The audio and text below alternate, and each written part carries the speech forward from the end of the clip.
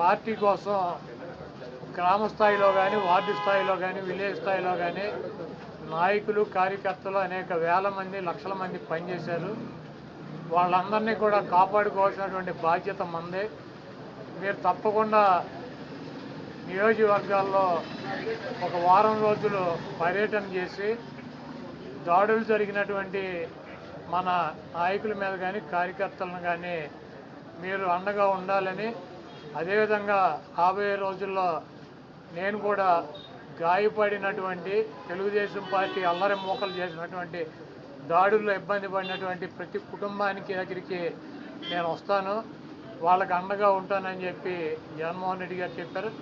అదేవిధంగా మన జరిగినటువంటి ఎన్నికల్లో ఇంత మంచి చేసి ఇన్ని రకాలైనటువంటి సంక్షేమ కార్యక్రమాలు అందించి మనం ఓడిపోయాము. ఇది ఒక మిరాకిల్గా ఉంది.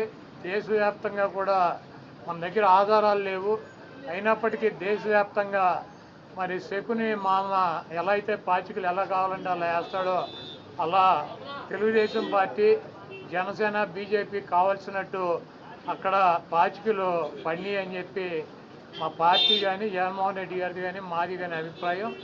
అదేవిధంగా రేపు రాబోయే రోజుల్లో ఈ 6 నెలలు కూడా కొంత టైం ఇచ్చి చూద్దాము. ఆ తర్వాత చంద్రబాబు నాయుడు చెప్పినటువంటి దొంగ హామీలని ఎట్టి పరిస్థితుల్లోనూ నెరవేర్చలేడు. ఎందుకంటే ఇవాళ చూసాం సూపర్ 6 అని పెట్టాడు. ఆ సూపర్ 6లో 18 సంవత్సరాలు దాటినటువంటి ప్రతి మహిళకి 1500 పెన్షన్ ఇస్తా అన్నాడు. రేపు 1వ తారీఖు ఇస్తున్నాడా? దాని గురించి మాట్లాడట్లా. 3 గ్యాస్ సిలిండర్లు ఇస్తా అని చెప్పాడు.